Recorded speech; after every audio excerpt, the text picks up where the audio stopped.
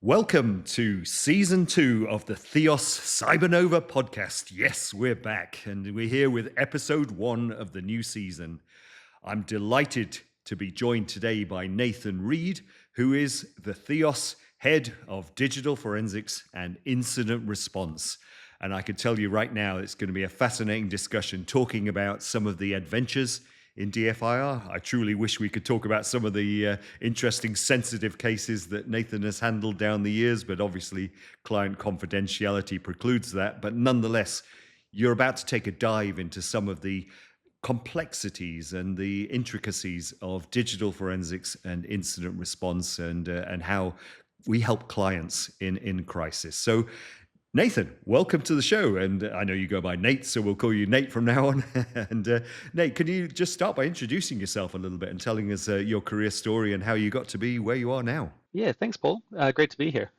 Happy to go back in time to when I first started off on my career path. Initially with the Air Force down in New Zealand, being quite a small country as a small Air Force, they trained us up pretty well. So we did everything from our radios, we would bounce signals off the atmosphere to get to different aircraft around the Pacific, through to satellite communications, setting up antennas, taking messaging, the whole lot of it, whilst doing it, dressing up, running through the bush at the same time, which is always good fun. So wait, you dealt with Yeah. the technology and you're running through bush in uniform, or? Yeah, exactly. That was the whole goal. And because an Air Force guy can do radios and satellites and computers, we were quite useful around the different places. So I've worked on Navy ships, I've gone out on patrols, and I've also done just messaging for days on end, listening to static through the air.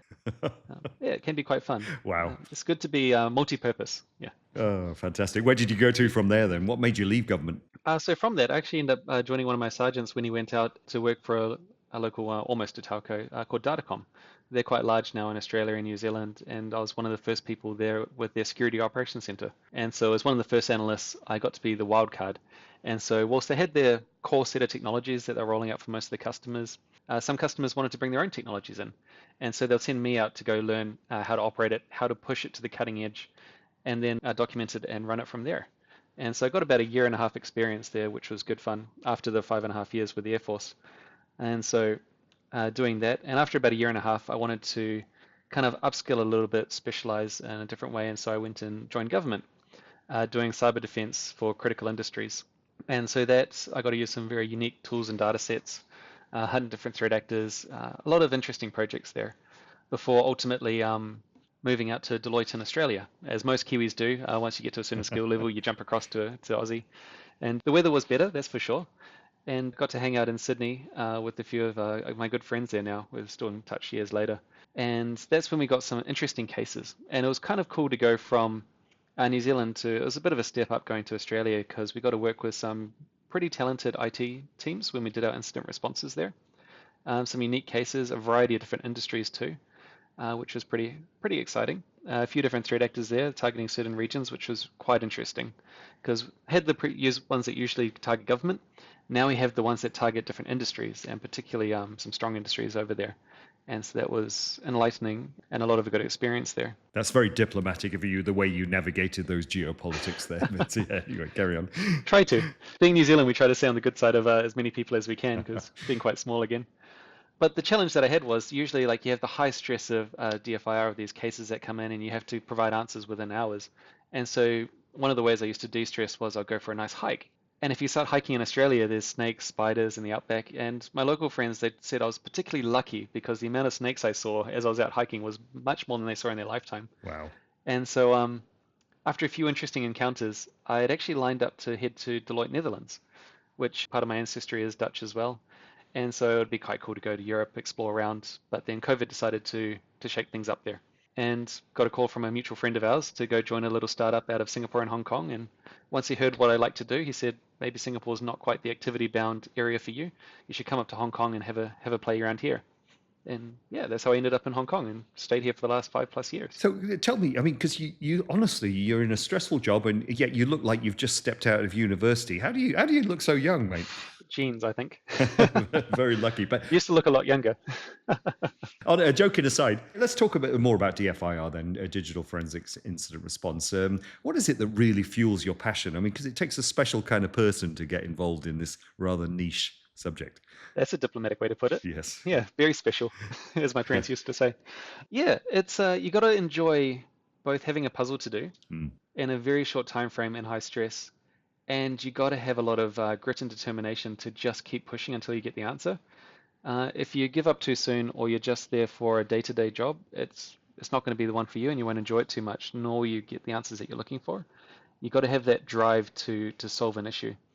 The other benefit that I have is, whilst it's not a day-to-day grind, that's the exciting part of it, is you get individual projects that are high stress for a short period of time and you can just tick it off. You get that completion kind of satisfaction at the end of it, and then you can move on to the next one. Having an IR that goes for months is really draining to myself and a lot of my teammates. And so, yeah, having those short, even if they're massive jobs where you're working 18 plus hours a day, Yeah. love it. Yeah.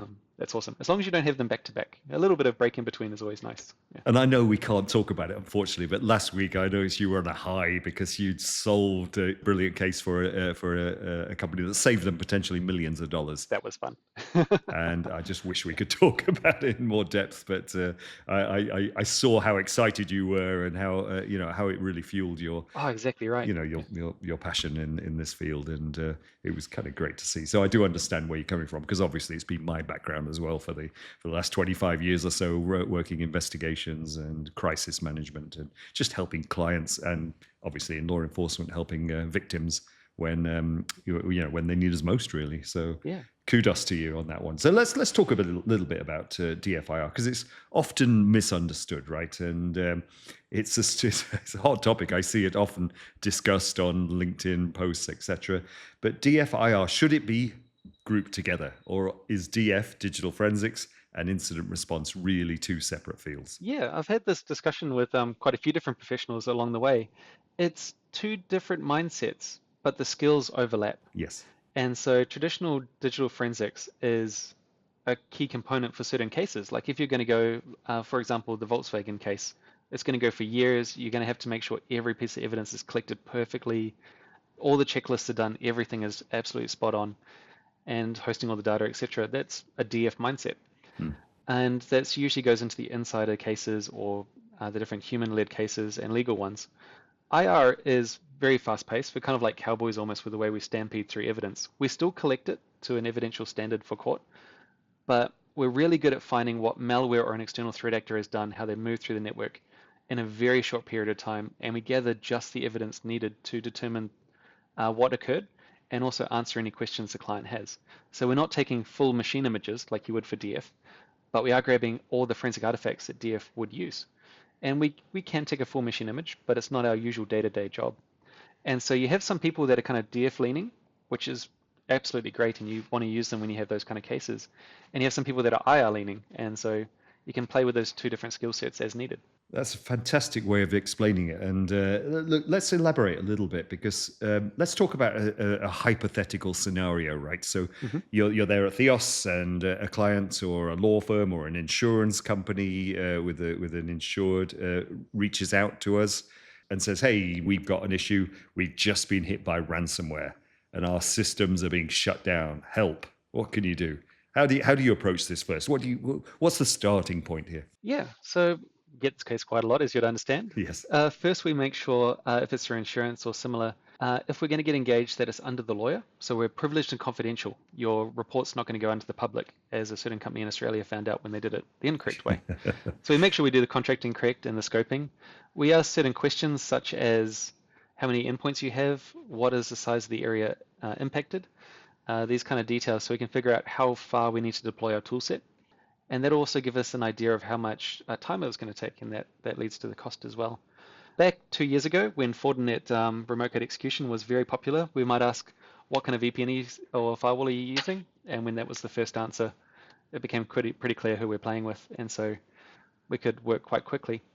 For us, the difference between 100 computers and 10,000 computers actually isn't that much. If your IT team can deploy our EDR quite quickly, that's not too much impact for us.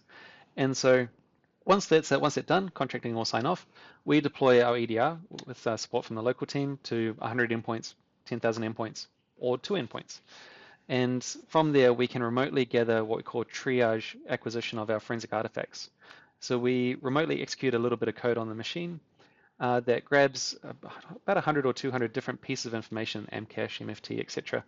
That all comes back into our cloud environment. From there, we automatically pass it out into a spreadsheet. Then I do a few espresso shots and just start scrolling through the information. We usually ask which servers have your key information on it that the regulators might be interested in, or has customer information, and which computers did you see some dodgy activity occurring on? Those are the ones I look at first. I then find out how the ransomware was executed on these endpoints, and we start building that timeline, working back, and it takes about 3 to 7 hops to find out where the root cause was, where the infiltration came from. And so it's like, cool, we found the trail coming in. We then work to find out where did the threat actor merge out into and what did they touch. And from there, we can usually, depending on the level of logs that are provided, provide here's a list of all the files they accessed, here's a list of all the computers they touched that we can immediately see, and here's what the data at risk is. And then that might merge into e-discovery where they in detail tell exactly what the client name is, email address, phone numbers, etc. But yeah, it's usually all this occurs within 24 to 48 hours. Right. And so you have your answers for the regulators in a short period of time, and it gets them off your back quickly. Probably the listeners going, geez, how the hell do you manage all that? Coffee, lots of coffee. Yes, lots of coffee, but it's also, I think it's a team game as well. And you just touched on, for example, getting support. If they don't have an endpoint detection and response tool, EDR tool already on the system, which allows us that visibility into their broader network, you can get support from, because obviously THEOS has the offense, defense, response, and customer success teams, which can all play a role in a successful investigation. So perhaps we can elaborate a little bit, because obviously the defense side, are there to have your back, I guess, during an incident, right? Yeah, that's a good point. And so there have been cases, especially in Asia, where sometimes the endpoint fleet isn't so secured, where we roll out EDR and you start finding lots of different pieces of malware. You got potentially unwanted applications, you got actual bits of malicious code, spyware, etc. But that's not what the IR team is engaged to do. They're engaged to find out what the root cause of this one breach is. And so you need a team of people actually watching your back, cleaning up all these low notifications, but also letting you know, hey, we just found the threat actor over on this endpoint now using this new tool, or we're seeing an interactive breach over on this way. And so there have been cases, one back in Australia, where we had 2 or 3 different threat actors on the same network. The network was actually nicknamed the Wild West because it was so uncontrolled, and they knew it. Yeah, and so we have that where we're working proactively with the SOC, and they're also feeding into it to the point where we both had the incident response report and SharePoint editing at the same time, so we could fill out the details as both our teams were finding stuff. Yeah, and then of course we've got a brilliant offense team. The offensive security, the pen testers, the red teamers who are there, and I do recall a case where they were instrumental in helping you to identify the techniques used by the hackers, right? Yeah, the amount of times where logging is not enabled, or it's been overwritten or expired or similar, is immense. Yes. The first IR case I got had logs going back 2 years, and I was like, if life's going to be like this, it'll be amazing. That was the first and last case where I had 2 years of logs, that's for sure. And so, yeah, this was a case where they were running SQL, and we're pretty sure a SQL mapper was used. And so we turned to the OffSec operator who's with us at THEOS, and I was like, hey, can you fire this tool at this IP address this way? Seconds later, came back with a result. We matched it with what the threat actor was extorting the client with, and they matched line for line. And it was great because we could go back to the technical team who said this is impossible and go, so what's this? And then actually detail them, say, you're blocking based on a URL. The threat actor is using your IP address. That's why they're getting through the list you're using. And so, yeah, worked out pretty well. Fantastic. And then, of course, you've got a very important role, which is the customer success side of things, because ultimately, as you mentioned, a lot of these investigations can go on for weeks, if not months, if they're really complex. And you need somebody who's project managing it, really. You're there to do the hard yards in terms of the investigation and analysis, but you need a steady hand to be comforting the client, to be providing them assurance, to be giving them updates, etc. And I guess that's where the customer success team project manage these kind of incidents. Yeah, you're right. Imagine if, as an analyst, I have to keep stopping every 30 minutes to write an update for that hour. You only get 10 to 20 minutes of actually creating an update, whereas customer success, they can be with you along the way. You're either talking to them or they check your notes and go, okay, we understand how many endpoints you have, how many are analyzed, and the current findings at this point in time. And they start pumping those updates out. Because a client, usually in the first few hours, they want hourly Yes. updates, and then like, okay, it's in hand, we can relax a little bit, and then you get to 6 hours and daily updates after that, which is quite good. Yeah, so I think the summary of all that is that it takes a team really to handle major investigations, and having those different skill sets and support is super important.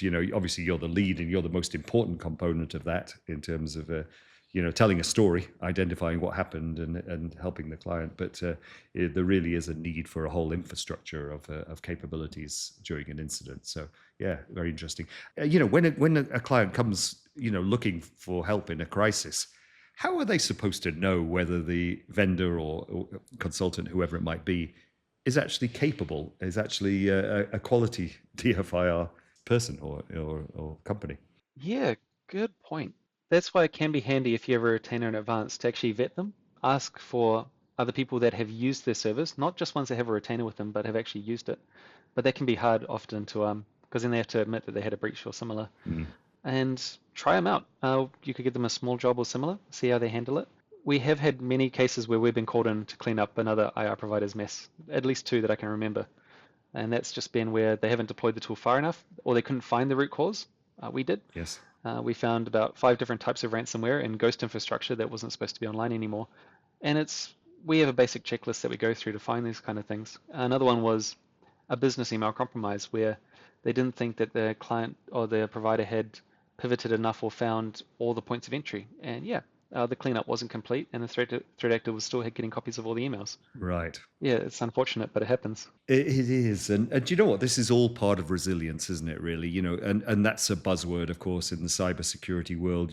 Building resilience, and we'll probably touch on things like tabletops, etc., in a moment. But retainers, right? These are critical nowadays, and look, there's no expectation that companies should have their own elite DFIR teams in house. They should have somebody on retainer who is, who is an extension of their team, who extends the capabilities of their teams, right? So, can you talk us through some of the, the advantages of that we would provide, from a retainer point of view for clients? Oh, for sure. Timing. Timing. So paperwork, trying to go through your procurement during an incident or similar, it adds minutes, and every minute for me counts because I do move quite fast. And so we've seen delays of over a month sometimes, and by then the logs are gone. Yeah. Naturally, I'll provide guidance on how to save the logs, but if that's not done, then the evidence provided to find that root cause is no longer there. One example where a retainer was pretty handy was I was already logged into the EDR tool because we were providing an MSP service to them, and they just send a message saying, hey, we're seeing multi-factor alerts on my phone. Can you investigate? 7 minutes for us to quickly look in, see the command lines going through. Yep, it's this script here. And then the programmer went, yep, I think I messed up on that one. And so within 7 minutes, they had an answer, and minus 7 minutes from the retainer. Not bad. But imagine if you had to do the normal engaging an IR provider, doing the MSA, the SOW, have the scoping meetings.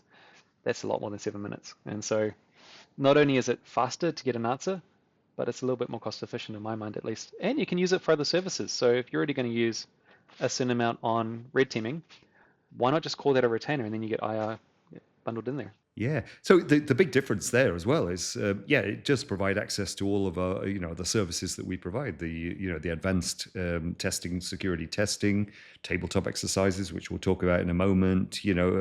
Board briefings. Any of these kind of services, and threat hunting, and it really is advantageous because you think about cyber insurance, which is a must in this day and age. Well, if you don't have any incident, you don't make a claim, well, the money's spent and it's gone, and it's there to manage risk, right? It's a well-established risk management tool. The difference with the retainer is your money isn't lost, right? Because assuming you don't have a major incident, well, use that money for, as you say, the other services, pen tests, red teams, whatever it might be. So it is an absolute value add. And the last thing, to your point, you want to be doing during a crisis is arguing about limits of liability and indemnity clauses in a contract. So yeah, it took a long time. it takes an awful long time, as we know. Yeah, but the other thing is as well, I know because you work with a lot of clients on retainers, and over time you get familiarity with them, and they also realize that, hang on, we've got an expert team here at our beck and call whenever we need them. So anything suspicious pops up, instead of trying to unravel it themselves, they just jump on the phone and say, "Hey, Nate, we got this thing going on here. We're not quite sure what it is. Could you take a look? Yeah. And could you help us identify?" Right? And isn't that nice to have that kind of extension of expertise? And it's great for us in our relationships, so that if there is a major incident, right, we're there and we jump in. We know the people, we know their systems, and we're ready to roll, so to speak. And as you say, time is everything. Exactly. And I think the team you're chatting about, they learn from every time we do IR because we're not exactly secret about how we do it or what we do. Right. And so we've never had the same incident twice from them. They always give us unique ones, and usually on a Friday afternoon. Yes. But hey, it's fun to work with them. They're a nice group. Yeah. The Friday fire drills, yes. They know we're talking about them, don't they? Yeah, Every Friday and every company event. Yes, absolutely. Just a few more things, right? So tabletop exercises, right? Being resilient, crisis. Mm. Clients reach out to us, and I think often they don't know what they want, right? They say, well, we ought to be doing these crisis exercises to test whether we're ready or not. What actually happens in reality when we run these kind of exercises? Yeah, that's a good point. You can often get similarities between your usual first-line responders like firefighters, ambulance drivers, etc., where they train for the likely scenarios they're going to face, and so when it happens, it's muscle memory. They know how to communicate with each other, who actually provides different direction and answers, etc. And that's the same for a company. We see it with companies that do just a tick in the box exercise scenario and then they pass. When an incident happens, they freeze. Yes. And then there's arguments about who's responsible, accountable, who needs to go to where. There's often unrealistic times on how long something will take because when we're in a room and we say, oh, yeah, we'll go get an image, they're like, okay, I get that in 5 minutes. I'm impressed. Join my team if you can get a full image in 5 minutes. I'll have you any day of the week.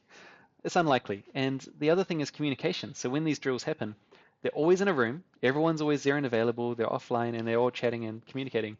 And they're all ready. They all got their coffees. They're calm, relaxed. It doesn't happen in real life. And so when we do our tabletops, we have kind of like a degree of experience. And so it starts off with those kind because it's great to get introduced into what threats you might face, who does what information they can provide. And it's kind of like an escape room where you bring all the bits of information together, you project manage it,